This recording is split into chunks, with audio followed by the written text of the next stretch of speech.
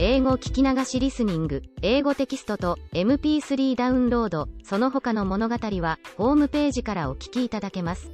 88thpp.com 88thpp.com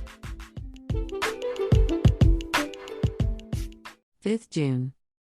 Dear Daddy Longlegs. Your secretary man has just written to me saying that Mr. Smith prefers that I should not accept Mrs. McBride's invitation, but should return to Lock Willow the same as last summer. Why, Daddy? You don't understand about it. Mrs. McBride does want me, really and truly. I'm not the least bit of trouble in the house. I'm a help. They don't take up many servants, and Sally and I can do lots of useful things. It's a fine chance for me to learn housekeeping. Every woman ought to understand it, and I only know asylum keeping. There aren't any girls our age at the camp, and Mrs. McBride wants me for a companion for Sally. We are planning to do a lot of reading together. We are going to read all of the books for next year's English and sociology. The professor said it would be a great help if we would get our reading finished in the summer, and it's so much easier to remember it if we read together and talk it over. Just to live in the same house with Sally's mother is an education. She's the most interesting, entertaining, companionable, charming woman in the world. She knows everything. Think how many summers I've spent with Mrs. Lippett and how I'll appreciate the contrast. You needn't be afraid that I'll be crowding them, for their house is made of rubber. When they have a lot of company, they just sprinkle tents about in the woods and turn the boys outside. It's going to be such a nice, healthy summer exercising out of doors every minute. Jimmy McBride is going to teach me how to ride horseback and paddle a canoe, and how to shoot and, oh, lots of things I ought to know. It's the kind of nice, jolly, carefree time that I've never had, and I think every girl deserves it once in her life. Of course I'll do exactly as you say, but please let me go, Daddy. I've never wanted anything so much. This isn't Jerusha Abbott, the future great author, writing to you. It's just Judy, a girl. 9th June. Mr. John Smith. Sir, yours of the 7th inst. At hand. In compliance with the instructions received through your secretary, I leave on Friday next to spend the summer at Lock Willow Farm. I hope always to remain. Miss Jerusha Abbott. Lock Willow Farm. 3rd August. Dear Daddy Longlegs.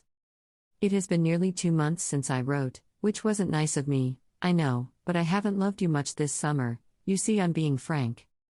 You can't imagine how disappointed I was at having to give up the McBride's camp.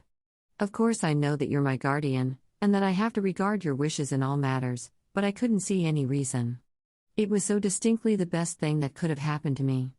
If I had been Daddy, and you had been Judy, I should have said, bless you my child, run along and have a good time, see lots of new people and learn lots of new things, live out of doors, and get strong and well and rested for a year of hard work. But not at all. Just a curt line from your secretary ordering me to Lock Willow. It's the impersonality of your commands that hurts my feelings. It seems as though, if you felt the tiniest little bit for me the way I feel for you, you'd sometimes send me a message that you'd written with your own hand, instead of those beastly typewritten secretary's notes. If there were the slightest hint that you cared, I'd do anything on earth to please you. I know that I was to write nice, long, detailed letters without ever expecting any answer. You're living up to your side of the bargain, I'm being educated, and I suppose you're thinking I'm not living up to mine. But, Daddy, it is a hard bargain. It is, really. I'm so awfully lonely. You are the only person I have to care for, and you are so shadowy. You're just an imaginary man that I've made up, and probably the real you isn't a bit like my imaginary you. But you did once, when I was ill in the infirmary, send me a message, and now, when I am feeling awfully forgotten, I get out your card and read it over. I don't think I am telling you at all what I started to say, which was this. Although my feelings are still hurt, for it is very humiliating to be picked up and moved about by an arbitrary, peremptory, unreasonable, omnipotent, invisible providence, still, when a man has been as kind and generous and thoughtful as you have heretofore been towards me, I suppose he has a right to be an arbitrary, peremptory, unreasonable, invisible providence if he chooses, and so, I'll forgive you and be cheerful again. But I still don't enjoy getting Sally's letters about the good times they are having in camp. However, we will draw a veil over that and begin again. I've been writing and writing this summer, 4 short stories finished and sent to 4 different magazines. So you see, I'm trying to be an author. I have a workroom fixed in a corner of the attic where Master Jervy used to have his rainy day playroom. It's in a cool, breezy corner with 2 dormer windows, and shaded by a maple tree with a family of red squirrels living in a hole. I'll write a nicer letter in a few days and tell you all the farm news. We need rain. Yours as ever, Judy. 10th August. Mr. Daddy Longlegs. Sir, I address you from the second crotch in the willow tree by the pool in the pasture. There's a frog croaking underneath, a locust singing overhead, and 2 little devil-down heads darting up and down the trunk. I've been here for an hour. It's a very comfortable crotch, especially after being upholstered with 2 sofa cushions. I came up with a pen and tablet hoping to write an immortal short story, but I've been having a dreadful time with my heroine. I can't make her behave as I want her to behave, so I've abandoned her for the moment, and am writing to you. Not much relief though, for I can't make you behave as I want you to, either. If you are in that dreadful New York, I wish I could send you some of this lovely, breezy, sunshiny outlook. The country is heaven after a week of rain. Speaking of heaven, do you remember Mr. Kellogg that I told you about last summer? The minister of the little white church at the Corners.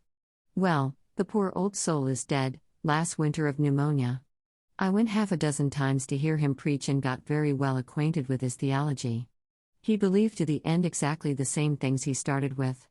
It seems to me that a man who can think straight along for 47 years without changing a single idea ought to be kept in a cabinet as a curiosity.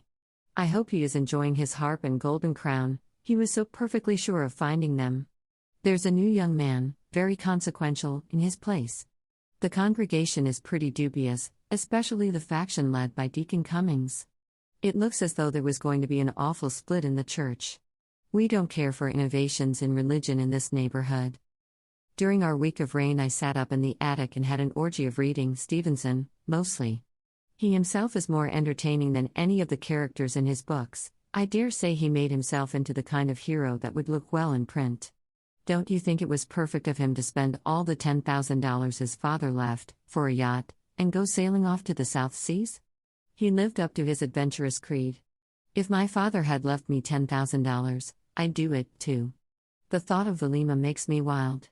I want to see the tropics. I want to see the whole world. I'm going to be a great author, or artist, or actress, or playwright, or whatever sort of a great person I turn out to be. I have a terrible wanderthirst. The very sight of a map makes me want to put on my hat and take an umbrella and start. I shall see before I die the palms and temples of the South. Thursday evening at twilight, sitting on the doorstep. Very hard to get any news into this letter. Judy is becoming so philosophical of late, that she wishes to discourse largely of the world in general, instead of descending to the trivial details of daily life. But if you must have news, here it is. Our 9 young pigs waded across the brook and ran away last Tuesday, and only 8 came back. We don't want to accuse anyone unjustly, but we suspect that Widow Dowd has one more than she ought to have. Mr. Weaver has painted his barn and his 2 silos a bright pumpkin yellow, a very ugly color, but he says it will wear. The Brewers have company this week, Mrs. Brewer's sister and 2 nieces from Ohio. One of our Rhode Island Reds only brought off 3 chicks out of 15 eggs. We can't imagine what was the trouble. Rhode Island Reds, in my opinion, are a very inferior breed. I prefer Buff Orpingtons. The new clerk in the post office at Bonnyrigg Four Corners drank every drop of Jamaica ginger they had in stock, $7 worth, before he was discovered. Old Ira Hatch has rheumatism and can't work anymore. He never saved his money when he was earning good wages, so now he has to live on the town. There's to be an ice cream social at the schoolhouse next Saturday evening. Come and bring your families. I have a new hat that I bought for 25 cents at the post office. This is my latest portrait, on my way to rake the hay. It's getting too dark to see, anyway, the news is all used up. Good night. Judy. Friday. Good morning. Here is some news. What do you think? You'd never guess who's coming to Lock Willow. A letter to Mrs. Semple from Mr. Pendleton. He's motoring through the Berkshires, and is tired and wants to rest on a nice quiet farm. If he climbs out at her doorstep some night, will she have a room ready for him? Maybe he'll stay 1 week, or maybe 2, or maybe 3. He'll see how restful it is when he gets here. Such a flutter as we are in. The whole house is being cleaned and all the curtains washed. I'm driving to the corners this morning to get some new oilcloth for the entry, and 2 cans of brown floor paint for the hall and back stairs. Mrs. Dowd is engaged to come tomorrow to wash the windows. In the exigency of the moment, we waive our suspicions in regard to the piglet. You might think, from this account of our activities, that the house was not already immaculate, but I assure you it was. Whatever Mrs. Semple's limitations, she is a housekeeper. But isn't it just like a man, Daddy? He doesn't give the remotest hint as to whether he will land on the doorstep today, or 2 weeks from today. We shall live in a perpetual breathlessness until he comes, and if he doesn't hurry, the cleaning may have to be done over again. There's Amasai waiting below with the buckboard and Grover. I drive alone, but if you could see old Grove, you wouldn't be worried as to my safety. With my hand on my heart, farewell. Judy. P.S. Isn't that a nice ending? I got it out of Stevenson's letters. Saturday. Good morning again. I didn't get this enveloped yesterday before the postman came, so I'll add some more. We have 1 mail a day at 12 o'clock. Rural delivery is a blessing to the farmers. Our postman not only delivers letters, but he runs errands for us in town, at 5 cents an errand. Yesterday he brought me some shoestrings and a jar of cold cream. I sunburned all the skin off my nose before I got my new hat, and a blue Windsor tie and a bottle of blacking all for 10 cents. That was an unusual bargain, owing to the largeness of my order. Also he tells us what is happening in the great world. Several people on the route take daily papers, and he reads them as he jogs along and repeats the news to the ones who don't subscribe. So in case a war breaks out between the United States and Japan, or the president is assassinated, or Mr. Rockefeller leaves $1 million to the John Grier Home, you needn't bother to write, I'll hear it anyway. No sign yet of Master Jervy.